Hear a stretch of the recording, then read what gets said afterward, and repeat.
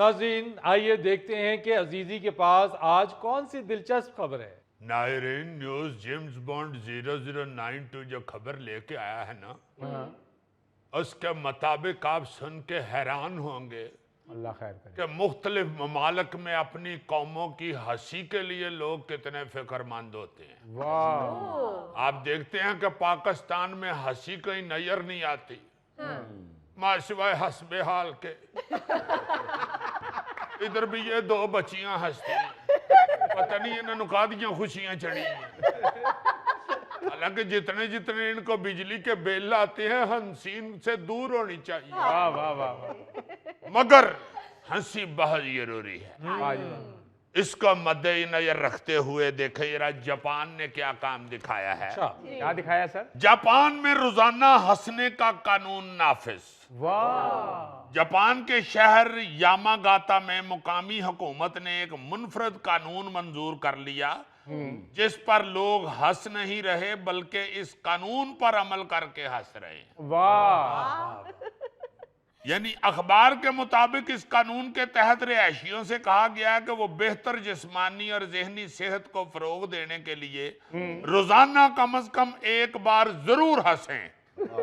और ये नया कानून गुज़श्ता हफ्ते नाफिज किया गया था, जो कि एक मुकामी यूनिवर्सिटी की तहकीक पर मबनी है, जिसमें बताया गया है कि हंसी अच्छी सेहत को फरोग देती है। वाह, अब आप ये देखें कि इन्होंने किया क्या है। क्या जी? जब इनको इनकी जो अपनी रिसर्च है या तहकीक के मुताबिक इनको पता चल गया कि लोगों को जरूर हंसना चाहिए, वाह, तो इन्होंने वहां पे अपने सारे शहर में सब कंपनियों को, सब अदारों को, सब ऑफिसेज को कहा है कि अपने अपने बंदों को जरूर हंसाएं एक दफा। वाह, वाह, अब जो अफसर वहां पे मीटिंग ले रहा होता है, जी, वो बड़े आराम से तकरीर करता करता कि अब हमारी कंपनी ये बनाएगी, अब हमारी कंपनी फलां जगह माल भेजेगी, अब हमारी कंपनी इतने पैसे कमाएगी। हाँ जी, उसके बाद वो करता है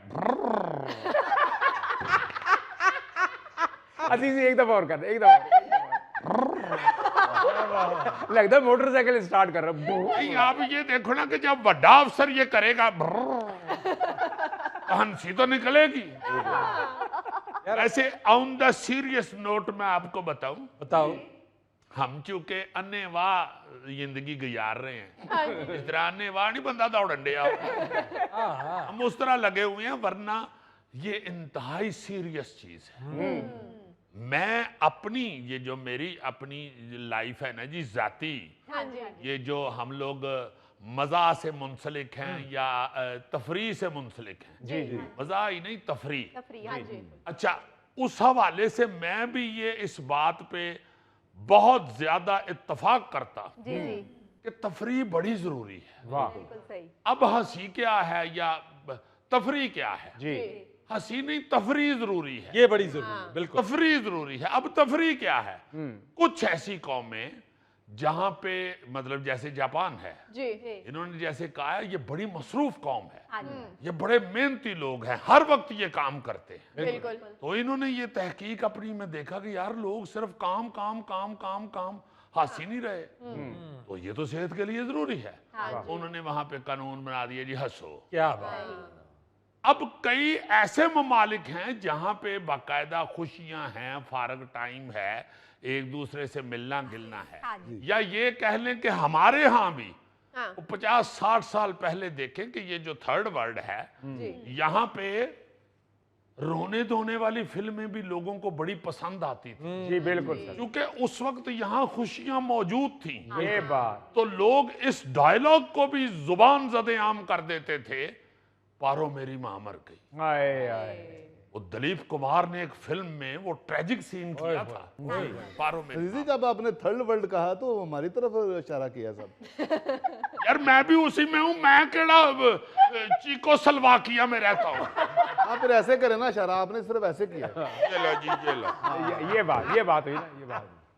तो उस वक्त इस तरह के जो ट्रेजिक सीन होते थे ना, ट्रेजेडी सीन, हाँ जी, जिसमें रोना धोना और ये वो भी बड़े पॉपुलर होते थे, बिल्कुल बिल्कुल पसंद किए जाते थे, और लोग ऐसी फिल्में भी बड़ी पसंद करते थे। बिल्कुल अब नहीं करते। अब लोग ही कहते हैं, नहीं हंसाओ बस, मैं नहीं पता, मैं नहीं पता। बल्कि लोग ट्रेजेडी पे हंस रहे होते हैं, मुझे मेरी जिंदगी के 20 साल लौटा दीजिए, लोग हंस रहे हैं।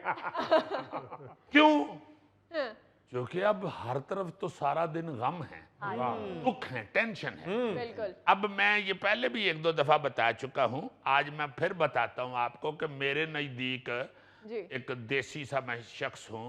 हाँ। मेरे नजदीक तफरीह क्या है?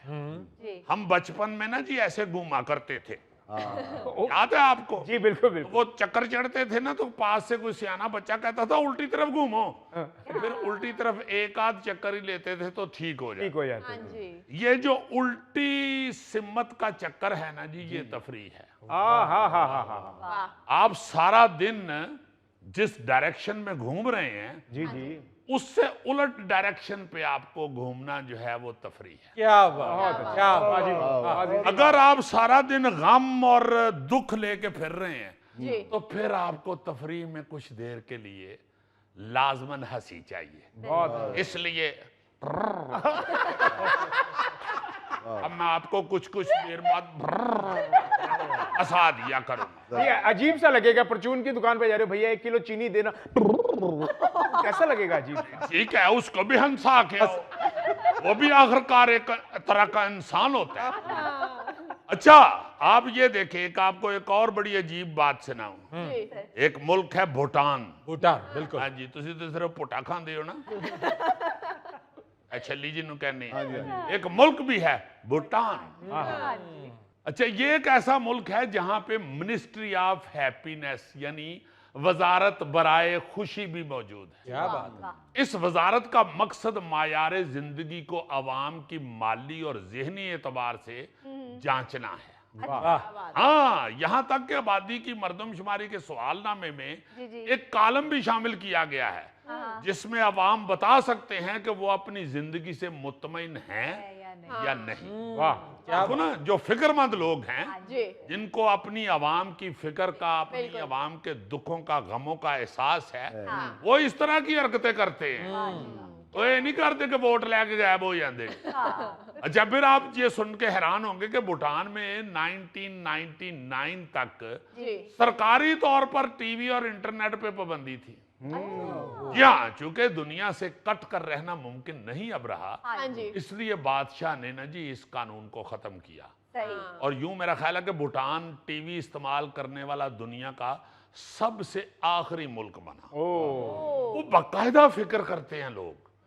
बहुत से ऐसे ममालिक हैं जो बड़ी फिक्र करते हैं आवाम की टेंशन की, जी आवाम के गमों की। आवाम हमारी दुखी तो नहीं है, आवाम हमारी खुश है कि नहीं, हाँ, उसको तफरीह मिल रही है कि नहीं। बिल्कुल हमारे यहाँ तो ऐसी बेहिसी है, बिल्कुल, हमने पहले अपनी फिल्म बर्बाद की, हाँ हाय। जी, ऐसे, कोई पूछने वाला नहीं था। जो गलीज तरीन गाने बना बना के चलाते रहे, बिल्कुल जो गलीज डायलॉग शूट कर करके चलाते रहे। जी मैंने अपनी आंखों में, मतलब मेरी नन्ही मुन्नी अभी एज है, जी, मुझे याद है कि मेरे बचपन में बेइंतहा फैमिलीज आती थी सिनेमा में, जी बिल्कुल। और बड़े मोअज़्ज़ज़ लोग। हम्म, इतना मोअज़्ज़ज़ था सिनेमा कि इसका सबूत मैं ये देता होता हूं कि हर पाकिस्तान के शहर में शहर के मोअज़्ज़ज़ तरीन बंदों का सिनेमा होता था। बिल्कुल ऐसे, हाँ। बिल्कुल आप देखें, गुजरांवाला, लाहौर, फैसलाबाद, हर जगह पे जी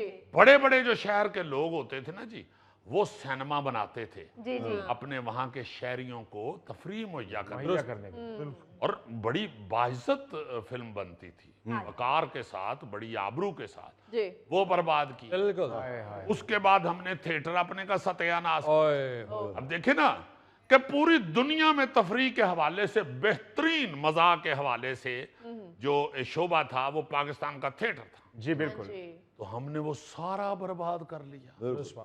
हमने वो डांस वांस ये वो उसमें, और वल्गर और फोहश जुमले और फोहश हरकत, बिल्कुल, सारा सत्यानाश कर लिया। शर्म आती है तो। तो अब हमारे यहाँ तफरीह क्या है?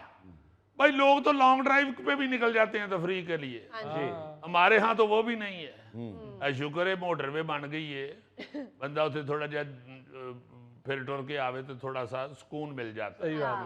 वरना तफरीह के लिए तो ईमान से अच्छे भले मेरे जैसे यार मोअज़्ज़ज़ बंदों को अपनी फैमिली में ये करना पड़ता है। और बेगम को बंदा क्या तफरीह दे इसके अलावा तीन चार वारी बेगम नू तफरीह दियो ते ओ बच्चियां नू कहन लग पैंदी पिओ तुहाडा पागल हो गया।